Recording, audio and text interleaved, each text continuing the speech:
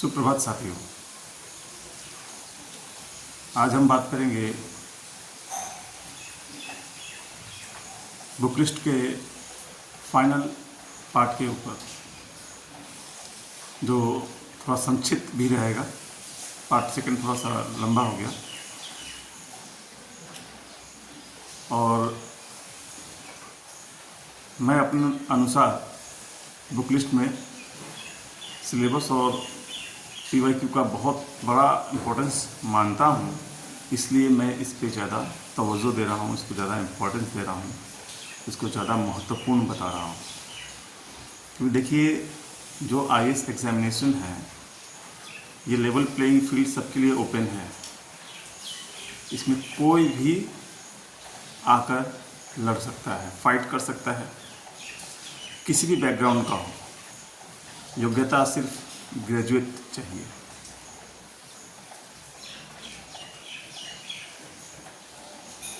तो मैं ये कहता हूँ कि अगर आपका शुरुआत फोकस्ड रहेगा और अच्छे ट्रैक पे जाएगा तो आपको सफलता ज़रूर मिलेगी।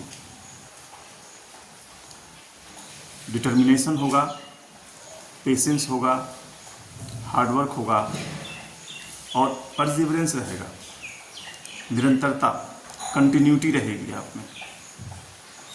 इस एग्जामिनेशन में कंटिन्यूटी का बहुत बड़ा योगदान है।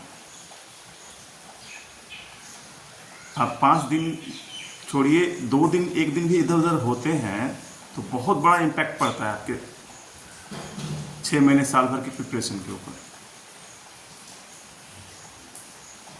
कभी बीमार पड़ गए ठीक है, लेकिन उसमें भी आप टैबलेट खा लीजिए, लेकिन पढ़ाई मत छोड़िए। जो वर्क है वो वर्क है, वर्क इज वर्शिप, इसको मान के चलिए आप। साथियों, जल्द ही हम लोग डेली करंट अफेयर्स का भी वीडियोस अपलोड करेंगे। चर्चा करेंगे करंट अफेयर्स, उसमें IR, साइंस एंड टेक और भी महत्वपूर्ण बिंदुओं पे चर्चा होगी, जो कि बाइलिंगुअल होगी।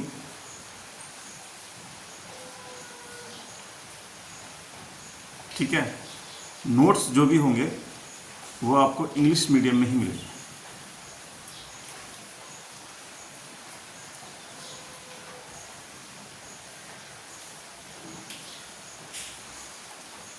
और अगर चर्चा हो गया, आप लोग कहीं ना कहीं से तैयारी कर रहे होंगे, तो आपको ये एक रिवीजन के तौर पे आप इसको डेली करंट अफेयर्स का एपिसोड आप लोग देख सकते हैं। कोशिश करेंगे कि ये कम से कम संक्षिप्त हो, लेकिन इसमें सारे पहलुओं पर विचार करके कोई भी टॉपिक अगर उस करंट अफेयर्स में आता है, इशू आता है, थोड़ा सा उसका हम लोग हिस्ट्री से लेकर के इंट्रो करके तब उस पर आगे बढ़कर तब फाइनल कंक्लूजन पे हम लोग आकर के आपको उसका पूरा हिसाब किताब बताया जाएगा कि हाँ, ताकि आप एग्ज़ाम ओरिएंटेड करंट अफेयर्स से रहेगा हमारा कि उसके एग्ज़ाम में किस प्रकार से पहलू आएंगे, प्रश्न आएंगे, उस पर किस पहलू पे विचार ज़्यादा करना है। ये हमारी कोशिश रहेगी आज की, और मेहनत कीजिए, सही डायरेक्शन में कीजिएगा तो सफलता ज़रूर मिलेगी। पेशेंस रखिएगा तो ज़रूर मिलेगी।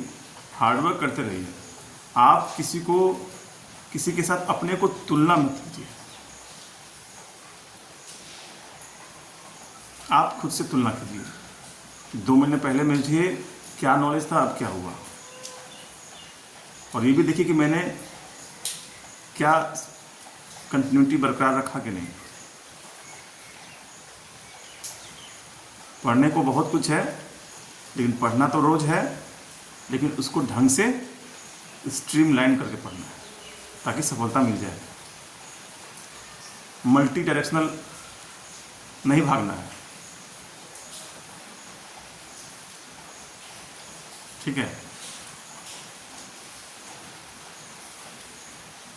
नहीं तो पता चला कि एक लाइन से चल रहे हैं, फिर सब में 10% बढ़ेंगे, 10 जगह कुआं खोदेंगे, 10 फीट खोदेंगे। अगर एक ही जगह हम लोग कुआं खोदते हैं 100 फीट होगा तो पानी निकल जाएगा। तो कई जगह अलग अलग डायरेक्शन में मेहनत करने से हमको रिजल्ट नहीं मिलता है। कोई कुछ बता दिया, कोई कुछ बता दिया, उनकी बातों मान करके आप अपना तैयारी हैम्पर करते हैं। जब आप सिलेबस और प्रीवियस ईयर क्वेश्चन कर लोगे ढंग से, 2 महीने लगे, 3 महीने लगे, आपको जो इतना लगे, आप ही मत देखिए कि फलाने ने 1 महीने में कर लिया या 2 महीने में कर लिया तो मेरे से नहीं, आपको 6 महीने लग रहे हैं, कोई दिक्कत नहीं है। साल भर लग रहा है, कोई दिक्कत नहीं है। PYQ कीजिए, 20 साल का कर लीजिए, उसके बाद आपके पास खुद स्ट्रेटजी, आप समझ जाओगे, गेम समझ जाओगे आप। PYQ 20 साल का कीजिएगा। मैं कहता हूँ सिर्फ IAS एग्ज़ाम नहीं, कोई भी एग्ज़ाम का PYQ 20 साल का कर लीजिएगा, आप पूरा गेम समझ जाइएगा। बहुत सारे पब्लिशर्स विथ एक्सप्लेनेशन उनकी बुक आती है, मैंने बता रखा है, न्यू विशाल पब्लिकेशन की बुक आती है। आप उसको देख करके, उसको मेहनत करके अपना खुद का स्ट्रेटजी बनाइए, टेस्ट दीजिए। टेस्ट देने पे समझ में आएगा कि मुझे 60-70 अटेम्प्ट करने हैं 100 में से कि 90 अटेम्प्ट करने हैं। आप अपने को आंकिए कि आप किस में बेटर कर रहे हैं। जितना एरर करना है, जितना लहू बहाना है, अभी बहा लीजिए। युद्ध करना है सब अभी ही कर लीजिए, ताकि जब मेन युद्ध हो उसमें आपका खून ना बहे, उसमें आप विजयी प्राप्त हों। क्योंकि जो दुश्मन है वो बहुत चालाक है, वो आपको कट्स एंड ब्लीड्स बहाने के बारे में सोच रहा है, कैसे आप में कट मार दे, कैसे आपका खून बहा दे। तो पहले ही हम लोग युद्ध अभ्यास में इसको करके रहेंगे तो हम लोग विजय को प्राप्त होंगे। मेक योरसेल्फ कॉन्फिडेंट, अपने पे विश्वास रखिए। स्वयं पे विश्वास होगा तो ही आप आगे निकलिएगा, दूसरा कोई विश्वास भरने नहीं आता, स्वयं करना होगा।